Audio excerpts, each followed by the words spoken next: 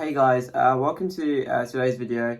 As you guys know, I'm a first year medical student at Imperial College, and as part of my first term, I've been experimenting with quite a few different ways of revising, of learning content, of studying, and I decided to put together a sort of short video to kind of explore what's been working for me, what hasn't, and what I'm probably going to continue into second term and beyond.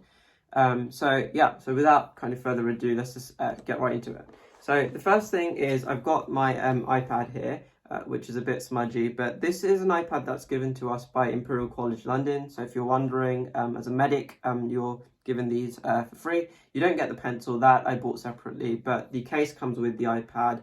And yeah, it's quite funny. For a long time, I didn't know what this bit here was. I just thought it's like some weird thing, but it's actually a stand, so you can kind of do that. And yeah. So on the iPad, so this is some great video editing skills. Like, I'm literally just going to show you like this. We get a bunch of apps that are kind of on there automatically. I might just kind of show you something like, and you just sign in, and it's a standard iPad.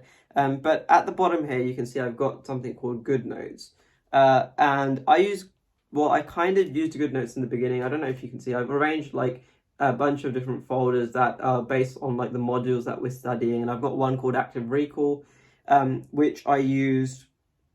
I don't know if you can see it here. It's this one, which basically, when I was kind of traveling into London on the train. Sorry, guys. On the train, I would kind of use my Apple Pencil and just try and record things that I'd done in previous goals or any live online teaching, so it wasn't a wasted journey. So that's kind of the first thing I experimented with. The Apple Pencil works really well. The iPad's great. It's fairly quick, and we haven't had obviously a lot of teaching on campus this term so far, first term so far even, because of the situation with the pandemic. But it's useful to have. So yeah, that's the first thing that I tried. So the second thing here is I have my, big, huge folder, as you can see. So one of the things I was kind of doing earlier on, before I kind of run this, is just you guys might not be able to see this great, but I'm going to try and show you, is I basically created these kind of huge, these laminated sheets. They're not laminated, I don't know why I said that.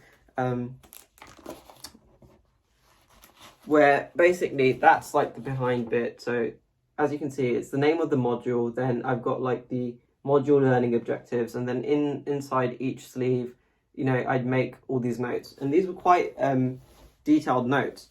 And what I found is that due to the amount of content that we cover, which is something you'll find as soon as you kind of start medicine, wherever that is you just cover so much content. It's really hard to keep up if you're taking really in-depth notes. And what I found is that for me personally, it became kind of like I was putting more effort into making sure that the notes were complete. And it's almost like the notes and the folder became like this thing I had to do.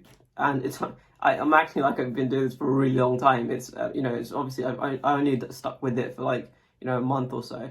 But it took up enough of my time, and I didn't enjoy it to the point where I just found it became a priority in and of itself.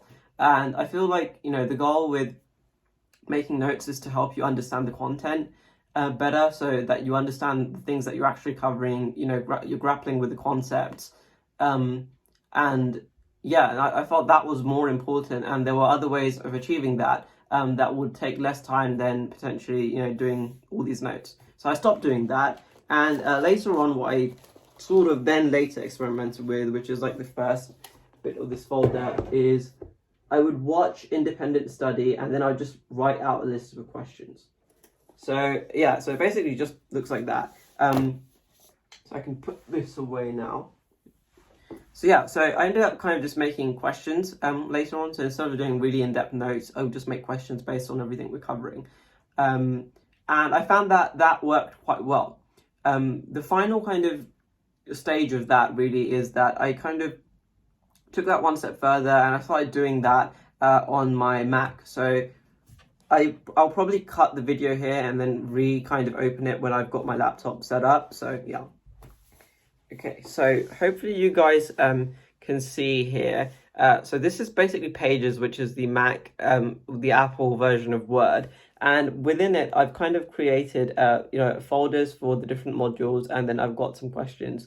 So if I go into, like, for example, POM, and then open POM Hematology, if you give it 1 second, yeah, there you go. So I apologize if you can't see this very clearly, but essentially what I've done is at the top, I've listed the goal or the guided online learning that I'm covering. And then under it, I'd put the learning objective. So I kind of took that from, what I was doing in the folder, in my folder even. And then underneath that, I just kind of write questions as I watch the video. So this way of working, what I'd found is it does work, but it does take you longer because what I do is I make the questions as I'm watching the content or going through the content. So I pause it quite often to jot down questions. I don't write any answers down. I only write the questions, and the way I kind of intend to use this is that in the future I'll probably print all these off, all these questions off, and when it comes closer to exams, it will be a handy way for me to check, if I can't answer any questions, and I know that that's a topic I need to kind of revise again. So yeah, so that's one of the things I'm doing. The other thing I'm doing is I'm using something called Anki, which I'm guessing a lot of potential medical applicants have probably heard of. But if you haven't, I will probably do a video at some point going forward, maybe the next video even, to just show you what my Anki looks like and maybe explain a little bit further what Anki actually is. So I'm going to put this away now and I'll continue the video. Okay guys, so those are the three sort of key things that I've experimented with in terms of revision and study technique. So I found like making really in-depth notes doesn't work for me. It's just the focus becomes making notes rather than actually learning and understanding the content. That's something we had like a second year student who's actually in my medic family.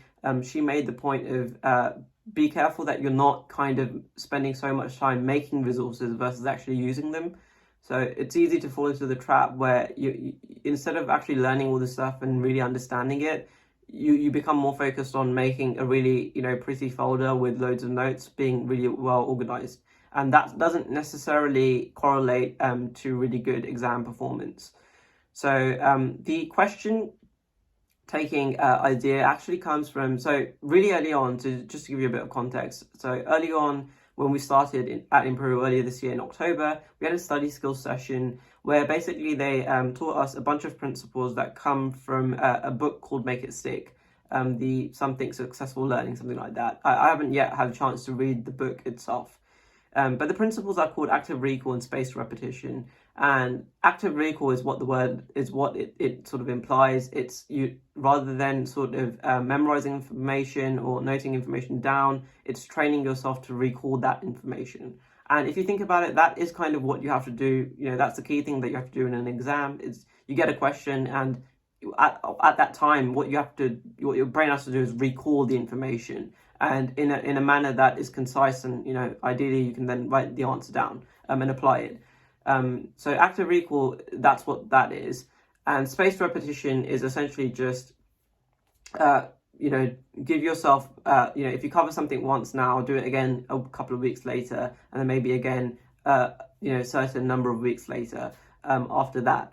And so it's it's not really that complicated, but I personally like to think about it in more simpler terms. So for me, I just think understanding and exposure. So understanding, as the word implies, is, do you understand this stuff? So if you understand it, you will know, you get it. And if you don't get it, then you need to kind of do more work. So whatever that may be, like go and watch potentially some YouTube videos or something I do, or go on something called Osmosis, which is a software that Imperial Medical students have access to, or just, use Google to try and figure out, the bits that you don't get. And spaced repetition, instead of that, I say exposure, which is like, keep yourself in that, keep giving yourself opportunities to go over the content again. so that it sticks in your memory. Anki is really good for both of these two things, and as I said, I will do a video on like my own Anki deck and how I'm currently using Anki. But yeah, it's a software that has spaced repetition built in, and you can do active recall by creating cards that are based on questions, essentially. So yeah, so that's essentially like, yeah, I use essentially twice there. You know, like when you make videos, I feel like I'm so much more conscious of like how I'm talking now, and like if I'm saying like a lot and among other things. But yeah, so I hope you kind of found that a little bit useful. So yeah, so for me, like I said, making notes isn't the right thing for me. I personally prefer, you know, jotting stuff down as I'm watching videos, and what I do is I actually use pages to make questions that I intend to come back to in the future to test whether I know that content well or not. And to do my spaced repetition and active recall, I use Anki. So I kind of, a lot of times what I find is a lot of the questions that I make whilst I'm kind of going through any learning and I'm using pages, those same questions I will then put in my Anki software, and I'll put the answer there with like an image or something as well. And yeah, so that's the kind of the other thing. So yeah, so I feel like the key takeaway for me has been the distinction between like making stuff that looks really nice and feels good versus like, do I actually, like, is this helping me to understand and engage with the content better? And is this helping me to consolidate the material that I'm covering? And am I doing it at a quick enough pace that I can actually keep up with what's going on? Because first term for us there was a lot of stuff to cover, and it would have been very difficult for me to make really in-depth notes on everything. I mean, it was possible, but I don't think I would have enjoyed it. And that for me is like a key kind of, I don't know if the right word is barometer, but barometer for success, or like is something for me is like, am I enjoying what I'm doing? And if I was making really in-depth notes, I don't think I would have enjoyed first term as much. So yeah, so I shifted quite early on. As you can see, I'm now rambling again, but yeah, I'll finish here. But I shifted quite early on to focusing on the learning and understanding, and then just making really simple questions to test that understanding in the future, and using Anki.